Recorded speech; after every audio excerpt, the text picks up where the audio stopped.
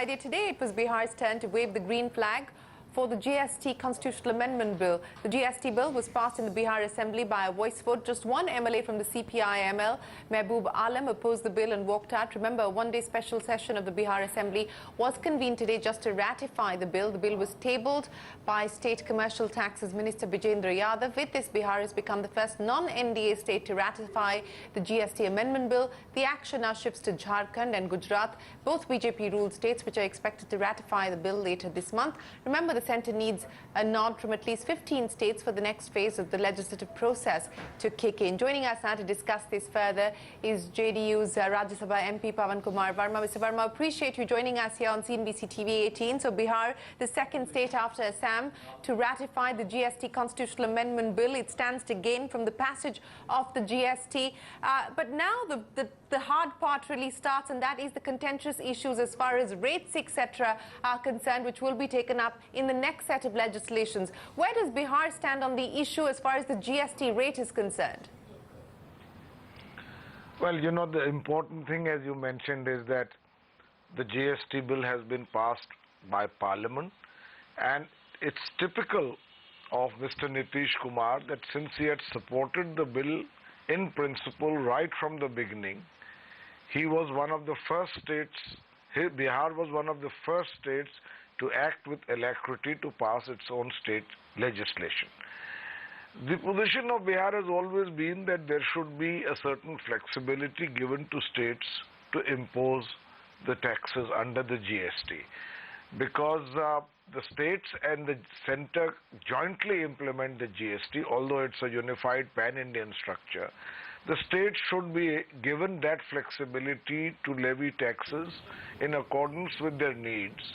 And that is something which will be discussed in the GST Council, where the states are represented. But Mr. Kumar, won't this sort of negate the very purpose of a GST, sir? Because then each state government will want to bring in its own individual cesses and so on and so forth.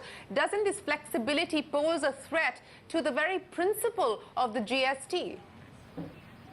No, the animating ideology behind the GST is to eliminate the multiplicity of taxes, but it is not to eliminate the inherent rights that states have within a federal structure.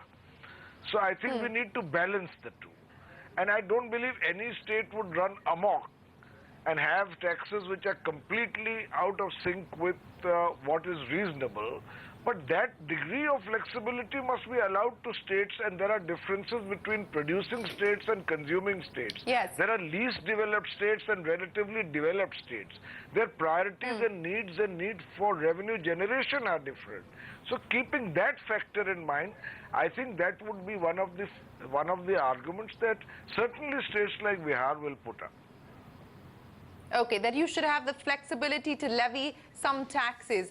Let me also then ask you as far as exemptions are concerned, because that in a sense will decide what the eventual GST rate should be. Now, I'll talk to you about alcohol in just a bit, but alcohol, of course, is off the table at this point in time. Other states also want petroleum to be off the table in perpetuity. But in terms of the exemption list, what is it that Bihar is going to be batting for?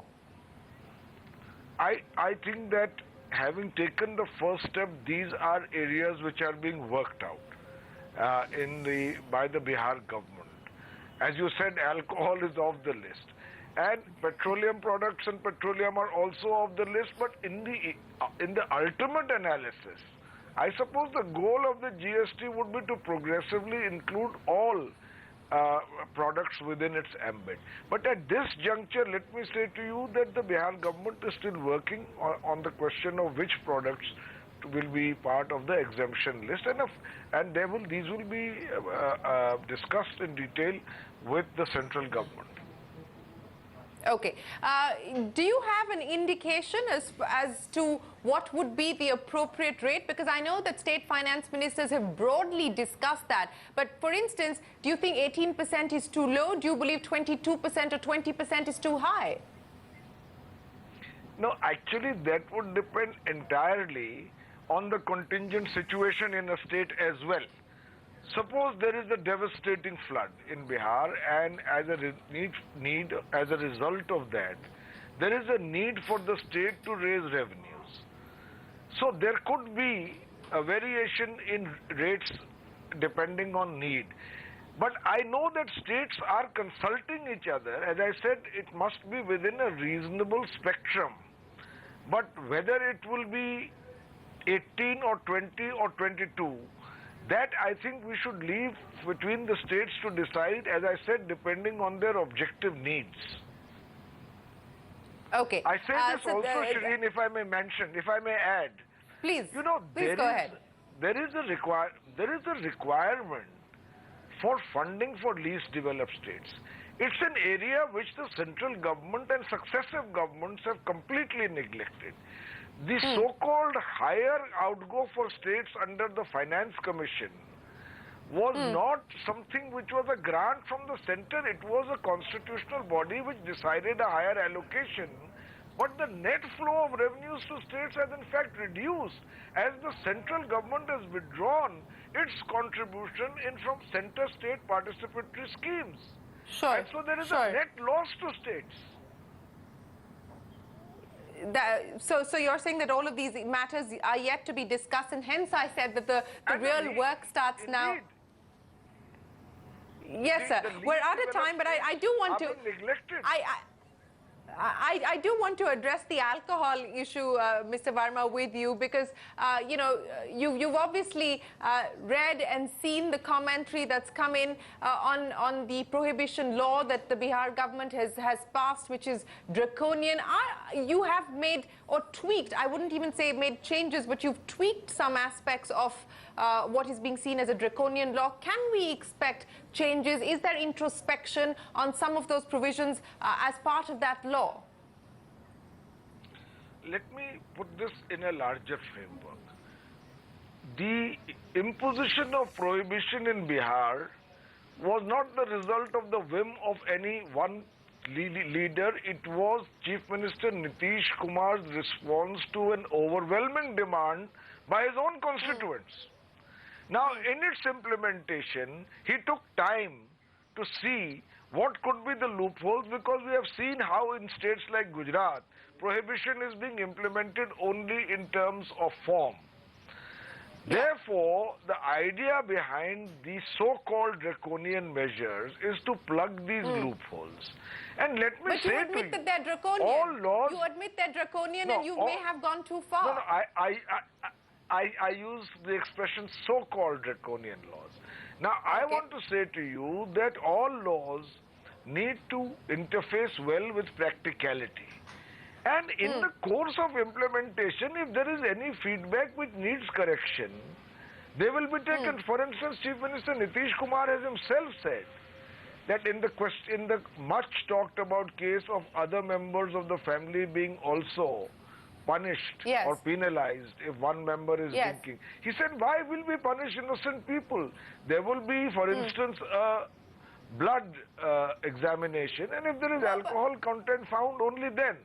But I'm saying to you that he is a very pragmatic administrator. I'm sorry, I'm interrupting you, but just because there is alcohol that may have been found, are you really suggesting that you will punish all adults of a family, that the minimum sentence for liquor consumption should be 10 years in jail? It could even lead to life imprisonment or even capital punishment. I mean, this sounds absurd, does it not? No, I would say to you that prohibition is work in progress.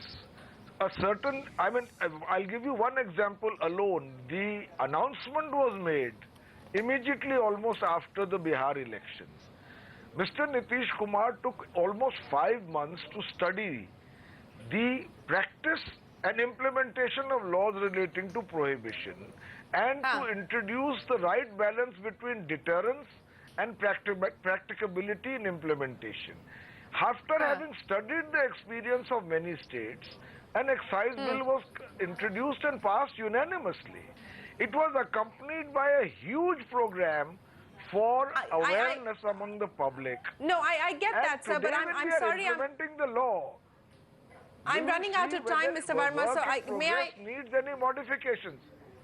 Okay, so you're saying that this is work in progress, and you are now saying that there could be changes that we could expect. All agendas of social reform are work in progress. We are working with the people, for the people. So we should expect changes of what is being seen as draconian provisions of the prohibition law.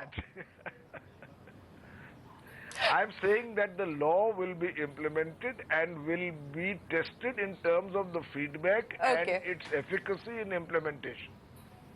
All right, Mr. Verma, we'll have to leave it there. Appreciate you joining us here on CNBC-TV18. As always, a pleasure speaking with you. So, the first state after Assam to pass the GST bill, a non-NDA state, that is Bihar. For you, not a straight answer on what they intend to do as far as the prohibition law is concerned, draconian law as it has been called out. But